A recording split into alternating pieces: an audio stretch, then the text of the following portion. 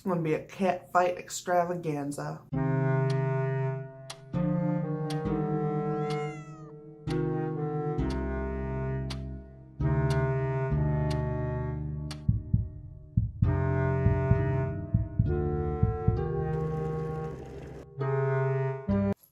Hi guys, welcome back to my channel.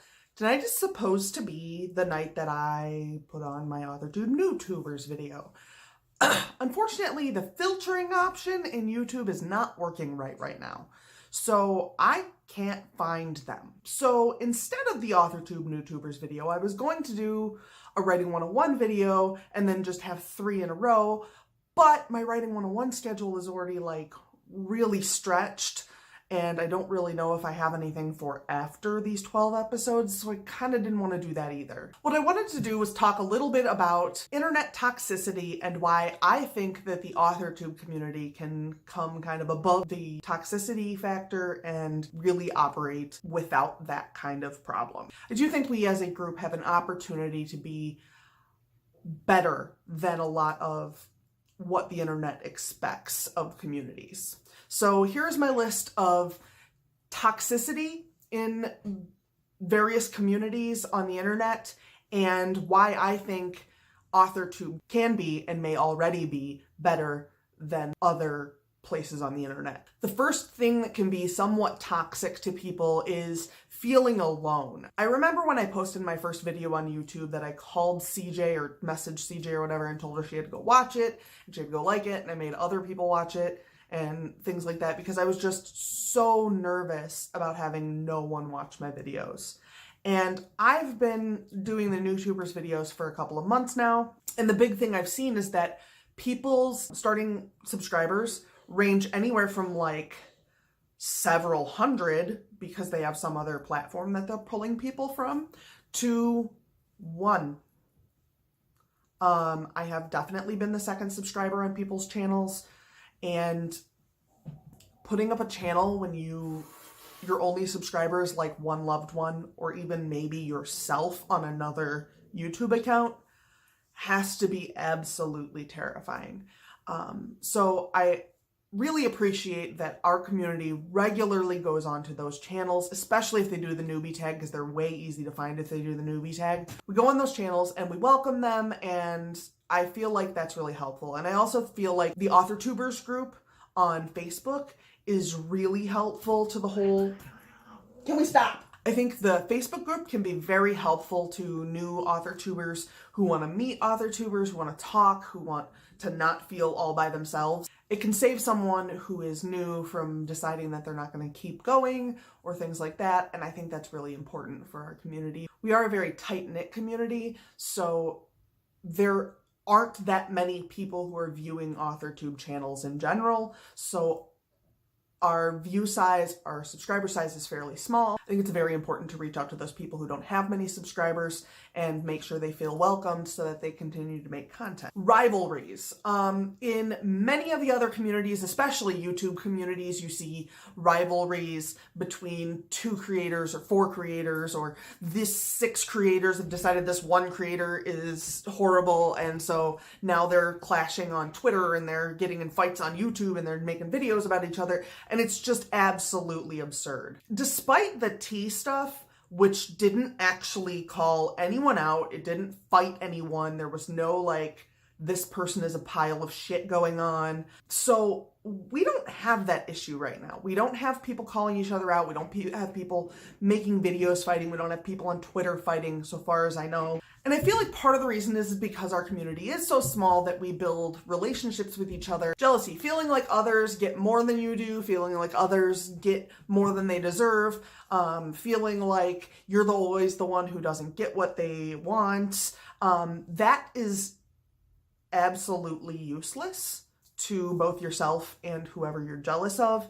But I don't think our community has to have that, because we can develop relationships with other AuthorTubers and kind of see their points of view. It's a lot easier for a person to identify with someone if they know that person. Building those relationships makes it easier to not become jealous, because you do see like how hard they work. You see some other aspects of their lives that you might not otherwise know. I also think that a supportive community can be very helpful to curb jealousy. The next toxic thing you see on the internet is a superiority complex. If you feel like you're better than someone else, you might really want to reconsider what you're doing, because every person has right to do what they're doing and enjoy their lives and all that jazz. The next one is stagnation. It's really easy to kind of get into a groove on the internet, especially on YouTube. You start doing the same thing and it just kind of dies.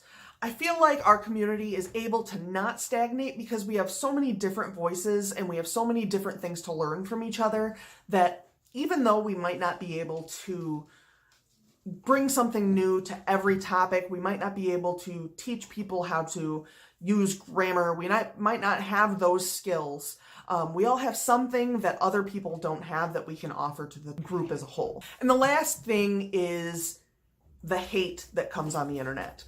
I don't see hate coming from our group. I don't see people showing up on other people's videos and calling them cunts or telling them that they're ugly or stupid. However, I have heard stories of people getting private messages to that effect, but I don't know that those are from other people in the author community. I have seen them also in live streams on my own channel, on other people's channels, but that seems to be much more of a live stream thing on YouTube. But I also don't see those messages coming from anyone other than just regular old trolls. So I'm not too concerned about that. I think that's because you show up in the live stream thing and whatever. I feel like this is one of the areas that maybe not everyone really understands what they can do. There are a couple of things you can do. One is that you can regulate the messages coming through on your page. If for some reason you do have someone who is messaging you saying horrible things, whether they be a troll or a real person you know, or whatever the situation may be, you can absolutely go and work in the control settings in your YouTube channel. If for some reason you don't know how to do that, private message me. I will walk you through it with you. You can block them on your live streams. You can also have other friends and other authors, maybe other people who are actively on your live stream with you, if that's a thing that you do. Also be moderators on your live stream so that they can also boot those things so they sit there for less time. That way, if you miss a message, someone else sees the message. And I understand that not everybody has a lot of messages coming and going on their page, but if it sits there for 20 minutes before you notice it and it's pretty vulgar, it might turn a viewer off, and it might make it a little difficult for someone to stick around if they are at work or something like that. So I think that does it for today. I'm sorry I didn't have a newtubers video. I really did intend to. I'm sorry that that just didn't work out. I hope the filtering system gets worked out soon. I don't know what to do if it doesn't, because as it stands, I don't see any organizational pattern at all to what they're giving me. If I tell it I want stuff in the last month, it gives me stuff from several months ago through several years ago. If I tell it I want stuff from the last week, same. If I tell it to just give me the relevant stuff, same. It makes no difference. I can't get it to change. But I guess that does it for today. If you guys know of another way I can sort on YouTube, that'd be great. Otherwise, I'll talk to you later. Bye.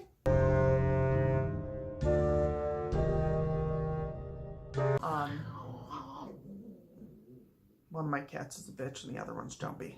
Can you not get in a fight with a water bottle? Don't bite, Mom. Okay. You're gonna knock over the water bottle.